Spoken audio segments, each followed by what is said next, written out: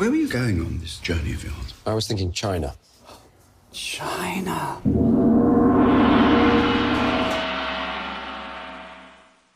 Brilliant.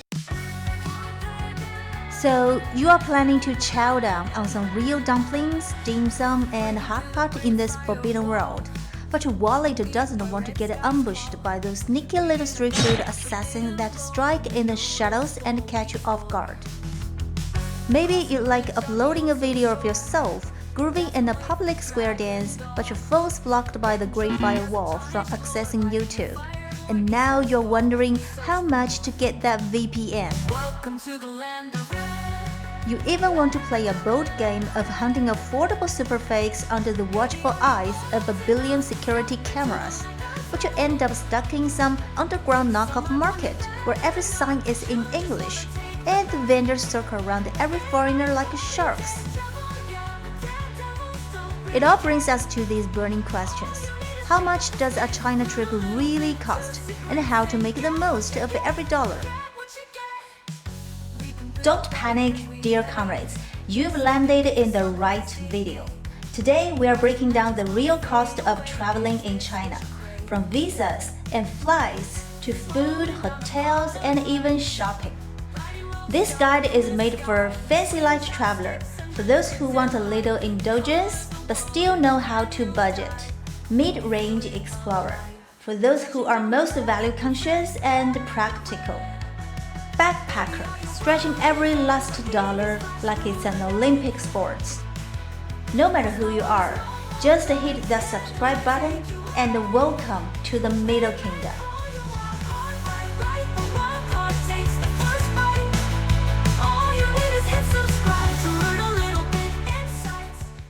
No one likes dealing with visas. The good news is China has made things easier for many of you.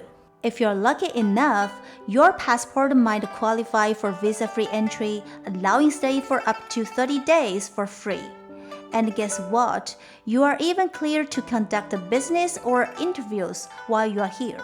Some other folks have just scored an upgrade from the 144-hour transit visa-free to a sweet 240-hour transit visa-free deal. That's a full 10 days. If your plan is to explore China thoroughly, a 10-day or 30-day visa-free stay probably won't cut it. The easiest play is to apply for a tourist visa. But honestly, you can stick to the visa-free policy and still make your trip work. Keep watching and I'll share all the secrets you need to know. Now, let's talk about your grand entrance and exeunt, which takes a huge bite out of your budget. Where you land and how can seriously make all the differences. Most first-timers head to Beijing or Shanghai because they are iconic, English-friendly, and well-connected. They are nicknamed China Travel Newbie Villages. But these two are also pricier, especially for accommodation and food. For a cheaper and niche alternative, consider flying into cities like Chengdu, Chongqing, Kunming, Urumqi, Changsha, Xi'an, Guilin, etc. These cities are more affordable and have plenty of hidden gems. And please do your research and save a bundle. Here's a real-life case. This lovely British couple found a flight from London to Shanghai for 700 quid, but the exact same flight from London to Beijing with a Shanghai stopover for only 300 quid. Their solution was booking the Beijing flight and simply disembark in Shanghai, and it worked. For those who are already in Asia, things are way easier and much cheaper. But if you are coming from all the way from Europe or the Americas, and your jam-packed itinerary exceeds the 10 or 30-day visa-free allowance, one smart move would be to make China just one stop on a broader Asia adventure, so you can soak up a bit of everything. Or play the in and out game, hop to nearby countries, and then bounce back into China. The trick is knowing which countries and which entry points are close enough for a quick, cheap round trip. I've got some key intel coming up. You can hop on a ferry boat from Hong Kong to Shenzhen for $8 or Guangzhou for $24. Flights to China's southern cities could be dirt cheap if you're coming from Bangkok, Manila, Hanoi, Singapore, or any other Southeast Asia cities. If you're based in Tokyo or Seoul, you'll easily find flights to eastern coastal and northern east cities in China for $50 to $80 one way. Take a bus from Mong Cai in Vietnam all the way to Dongxing in China for just $1.40. And dropping $23, you can hop on a train from Luang Prabang, Laos, and roll right into Xishuangbanna, China. In this forbidden land where you don't speak the language, your best friend is your phone and apps. That's why you will need affordable data plans. Plus, thanks to China's Great Firewall, accessing apps and services like YouTube, Facebook, Instagram, or Google Maps requires a VPN. And to fully enjoy the Chinese lifestyle, you might need a local phone number. Here's what you need to know. Data and VPN are must-have. Lots of travelers go for SIM plans with built-in VPNs.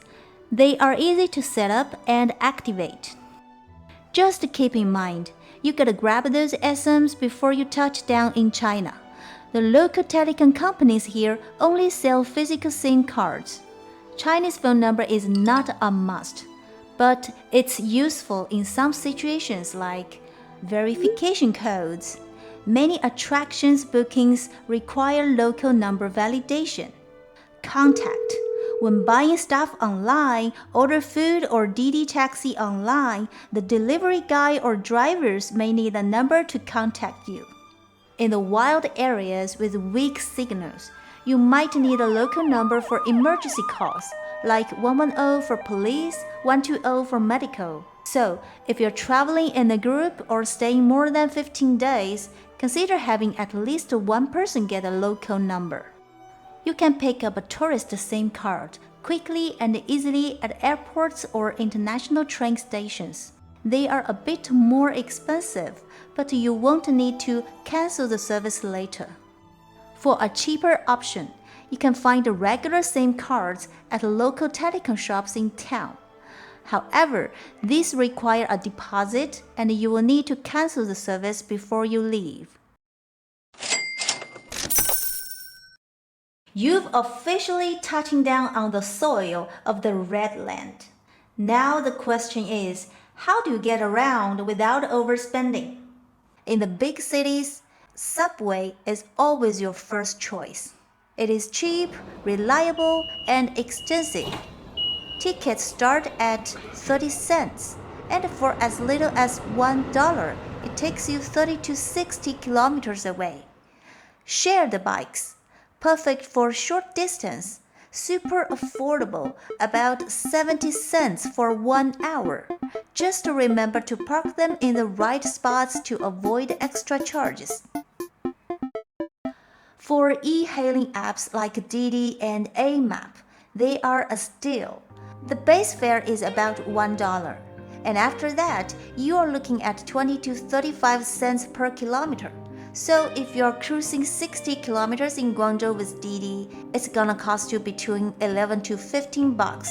Compare that to Berlin, where a 47-kilometer Uber ride will run you about 80 euros plus a 5 euro tip, 6 to 8 times the cost of a ride in China. Taxi, on the other hand, are a bit more pricey, usually 20% to 100% more than e-hailing. If you gotta take one, always insist on using the meter to avoid any rip-offs.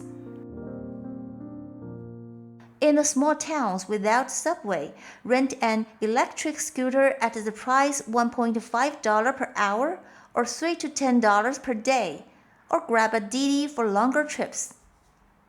Long distance. High-speed trains and D trains, the pride of China. Most folks in China would say if your trip is under 6 hours, the high-speed or D trains are no-brainer. Fast, comfy, and insanely affordable. I've got this table from 2 years ago showing the cost per kilometer for trains in different countries. As you can see, China Trains offers the best value for money. It's worth noting that our average rate is much lower compared to other countries. While train fares might seem really cheap to Europeans or Japanese and Korean, for locals, it's just about right. For backpackers and budget travelers, saving money on long-distance travel is all about the strategy. Limit to your intercity high-speed rail trips to once a week at most. These trains are sleek and fast but dent your budget if you overdo it. Instead, go for the budget-friendly, old-school green trains sometimes. They are slow, low-tech but affordable. They could even double as your overnight accommodation. It's a great deal.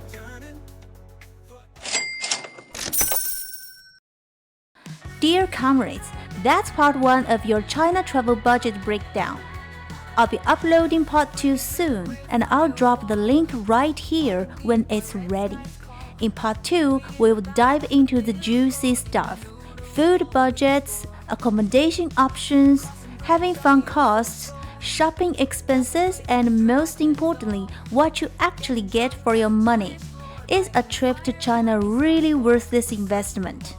Rather than sitting here sniping at the Chinese, go to China. That's what I'm talking about. I'm Lay, your go-to e-guide for all things China. Got any questions? Drop them in the comments. I'm here to help. And I'm really counting on your like and subscribe. See you in part 2. 再见。